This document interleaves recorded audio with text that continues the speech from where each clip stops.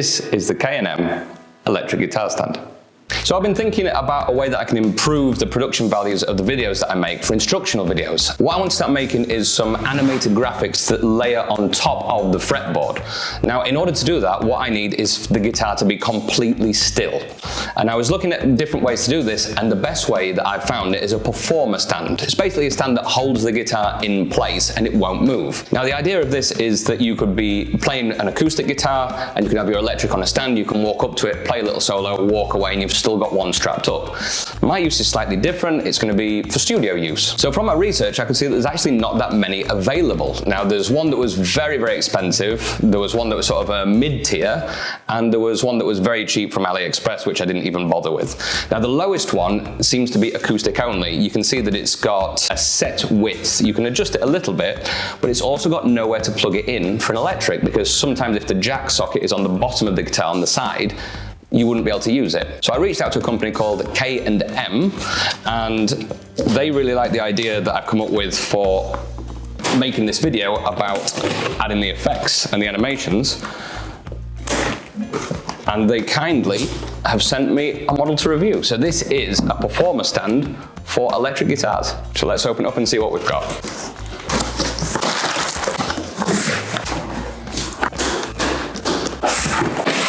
So here it is by K&M, excuse me for my German pronunciation, König and Meyer. This doesn't look like there's much to construct. I think it's all pretty much ready made. Oh, just two bits. So it looks like there's two portions to this. We've got the main stand part, which is heavy, which is great. You know, if you're going to trust your guitar to it, you don't want something that's lightweight. That's fairly heavy, and 5-year guarantee, made in Germany, that's great. And this is the bit that the guitar sits on. So this is what I was telling you about, where it's got the hole to plug the cable in. If you look at a lot of the acoustic ones, which are considerably cheaper, they do not have this, and they're a lot wider, which this is what you're going to need for an electric guitar. So I'll start testing this and then come back in a couple of weeks and tell you what I think about it. Okay, so before we even get into the review of this thing, let me just give you a demonstration of how sturdy this is. The whole thing is really solid, and it only holds the guitar at 2 points. You've got something at the back which is pressing, and this is pressing from the front, so you've got these 2 legs here and 2 legs here, and only by clamping those 2 points, I'm going to put my hand out as well just in case, but if I tip this forwards, you can see how far I'm going, and back as well. Check that out. Solid. Okay, so why a guitar performer stand? Well, it serves a lot of purposes really. The first thing is if you're a musician on stage and you need to swap instruments quickly, maybe it's between acoustic and electric. However, the reason I think this is useful, and actually the reason that I've got this product, is for recording YouTube videos. Now, if you are a YouTube creator in the guitar world, one of the most frustrating things is making the videos look interesting. You have to keep cutting to different things all the time, otherwise people lose interest. And the problem is if you want to add any effects to the fretboard like this, well then you cannot have the camera moving, and more importantly, you cannot have the guitar moving. So what I need is, for my videos, something that holds the guitar perfectly still so I can play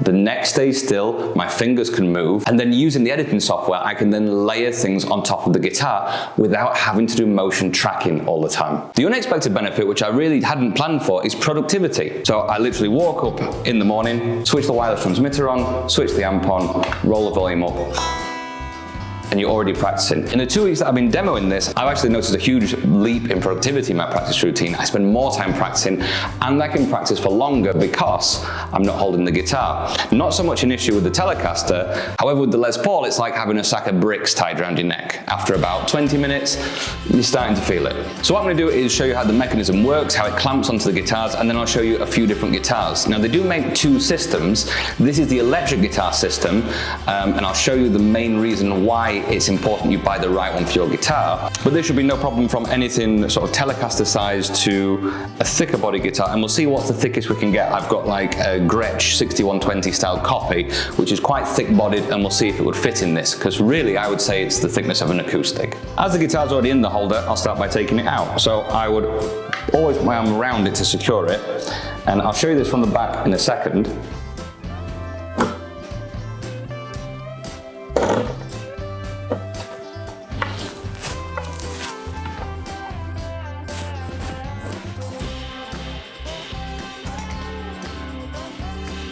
This spins round, and now your guitar just lifts out. So how do you adjust this for different guitar sizes? Well, it's actually really, really simple. If you tighten this screw at the back, you're bringing these two legs closer together. So you need to set this for slightly narrower than what your guitar width is, and then you put the guitar in place, push the spring out, pull this around the body, and it clamps in place. So let's squeeze this as tight as it will possibly go, and let's see how wide this is. So what we're looking at there, I'd say that would hold your guitar. That is 3.94 centimeters. And if I check what they actually say in their specifications, we can see 3.9 is the number that they give. They also say the maximum is 6 centimeters. So let's check that. So let's spin it the other way. Let's open it up as much as we can. Okay, so the maximum I can get this out, we're looking at a good 7 centimeters. So I would say you want a centimeter to clamp it in. So 6 centimeters is what it should hold, I would say easily. So let's test this with a few different guitars. So this is my Harley Benton 6120 style guitar, but we're looking around 8 centimeters. Now this is a very, very thick guitar. Thicker than a 335, certainly. So a 335 would go in no problems, but this, I think we're gonna have some difficulties. Yeah, no chance. Okay, so I stopped the video there just for a second. I thought, rather than leave it on that sort of cliffhanger of an ending, I'll just show what the actual stand looks like. So this is the stand which we want to fit something bigger, like the Harley Benton or for acoustic guitars. Now this version is the 14761. You can see it's a little bit thinner, but the legs still come out quite wide, wider than the electric one. They come out from 75 millimeters to 135 millimeters. So here it is with the Les Paul. The body width we're looking at 5 centimeters. So well within the limits. It's got a carved top, and it still holds the carved top with no issues, which is a relief, because if you think about the Telecaster, it's perfectly flat, so clamping against that would be no problem. So I've zoomed all the way out so I can give you an idea of how high and low we can get the stand in actual working height conditions. Now, this would be my sort of go-to height, although I feel like I'm twisted a little bit, which isn't an issue. There's a little bit you can twist at the back, and if I slacken this off, which should be this one, you now have access to tilt the neck of the guitar. So you can go from some really stupid angles to other stupid angles, and everything in between. So when I tell you the height that we can get, what I'm going to do is I'm going to measure to the center of the neck pickup, because this is kind of where my belly button sits when I'm playing. So this will give you the realistic playing height, not just the height of the stand. I get the feeling this is a really bad idea, but I'm going to measure it. Okay, so we've gone to 163 centimeters to the center of the pickup, and actually there's even a tiny bit more you could go. I really wouldn't recommend doing it, but I've maxed out the height because I film in my basement. So obviously this is a bit more realistic in terms of if you were sitting to do a concert. To the middle pickup, you're looking at 82 centimeters. I've adjusted the angle of the guitar so it's a little bit more as it would be if it was sat on my leg. I'm sat on a chair, I don't have to touch the guitar at all. I can leave it set up, I can walk away, do what I need to do, and everything's as it was, so I mean that's amazing. Now I do have one more guitar that I want to try in this, which is quite an unusual shaped guitar. It's called the Hofner Shorty, and basically it's a little travel guitar that's a lot smaller bodied than usual. So this is the Hofner Shorty. Full-size neck, but obviously not a full-size body. Okay, so I can only use one clamp on this, but obviously it's not what it's designed for either. I can still get access to the jack. It's held on quite tight and quite well at the back. There's no way I could clamp anything at the front of the guitar though. But at a pinch, you could easily get away with that. I wouldn't walk away from the room, but for doing a tiny bit of recording, yeah, I'd be quite happy with that. So I told some of my guitarist friends about this product that I'm going to be reviewing, and they were all a little bit curious. I think it's something that flies under the radar for a lot of guitar players. We all think of a guitar stand as being just something to hold the guitar when you're not using it, rather than when you are using it. So I'm going to plug it into this little New X Mighty Air, which I need to do a review of because this thing is great. This is my practice amp, and for a while it was even my busking amp. So there's space to plug everything in whilst it's in the stand. So one of the questions my friends asked was, does the stand make any unusual squeaks, grunts, pops, groans, anything that's going to put you off when you're recording a solo? So you tell me, you've got the microphone right here, this is what I would be hearing, same as what the mic would be hearing if you're recording. Obviously if you plugged it in direct, you wouldn't have anything anyway, but let's see.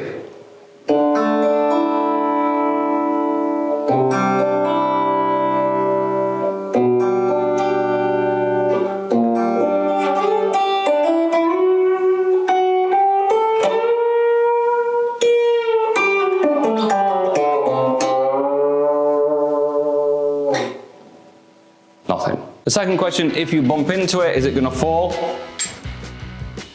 No, I'm hitting it with my belly. It's not falling out of the stand. The three most likely ways it's going to fall will be this way, left or right. We've got one leg stopping it from falling forwards. You've got two legs stopping it going that way, two legs stopping it going that way, and your body to stop it going backwards. The other main question was, is it flimsy?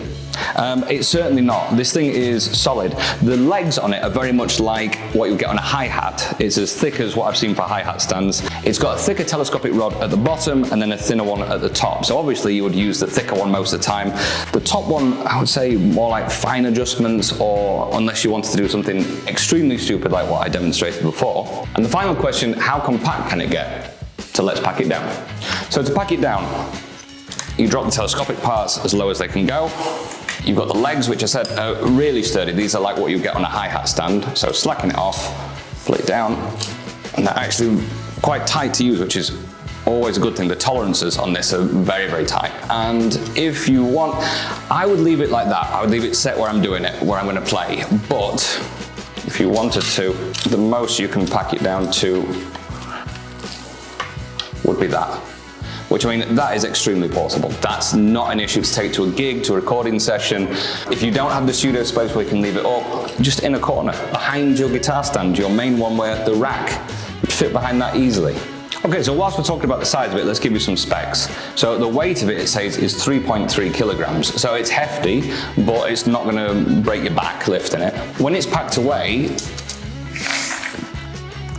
we're looking at 83 centimeters in length. And from the widest point, which would be from that one to there, we're looking at 23 centimeters. And for the width, about 15. Another important measurement would be the span that the legs take up on a stage. Okay, so if you were to draw a circle around the legs to say how much space they take, you'll be looking at 78 centimeters. But remember, when you're performing, you're standing in and over one of the legs anyway, so really, it's only a semicircle that it takes up in front of you. So, let's talk about the good points.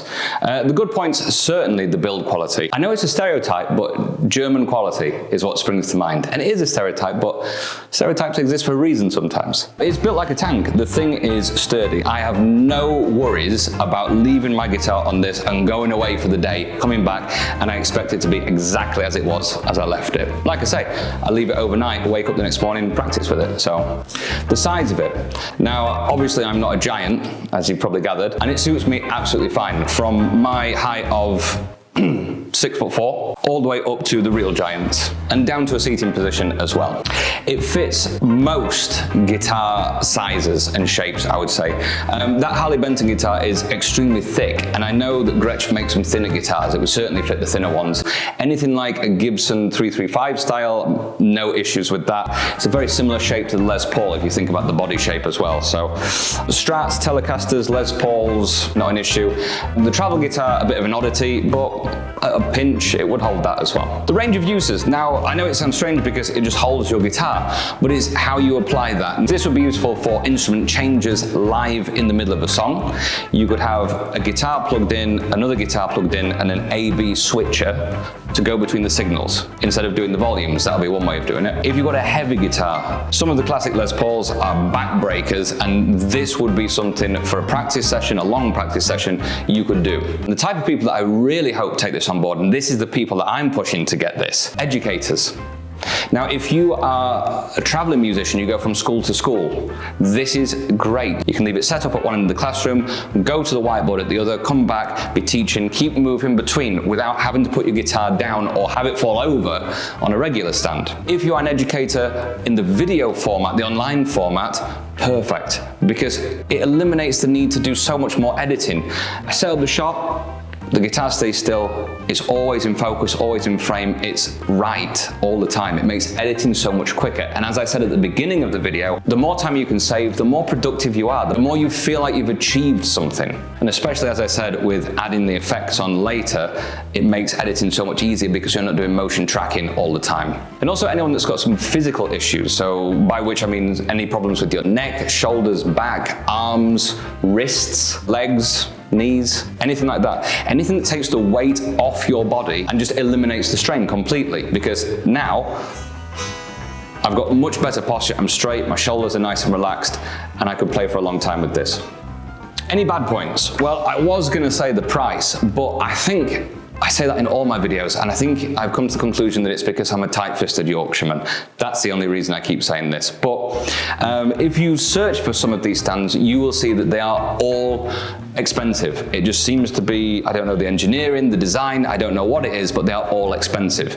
Now this one by K&M is kind of the mid-tier one. There was a lower tier one. It didn't have the cutout for the jack input, so you'd have to be making modifications if you want to use it with an electric guitar anyway. There is a more expensive version, but I couldn't for the life of me see what the features were that are different between that and this. And as they're already expensive, and the quality is great on this, I don't see why you'd want to spend more. Surely it becomes the law of diminishing returns. How much better can you make a guitar holder? So the final conclusion, would I recommend it? Yes. Would I buy it with my own money? Now, in all honesty, as I said at the beginning, I was sent this for free by K&M. Yes, I would. I was looking for something like this. That's why I contacted them to see if we could work together to make a review. This is the product that I wanted and that I'm going to use in my future videos to make the effects on the fretboard. This was an essential piece of kit. I wanted to get this anyway, so yeah, I would buy it.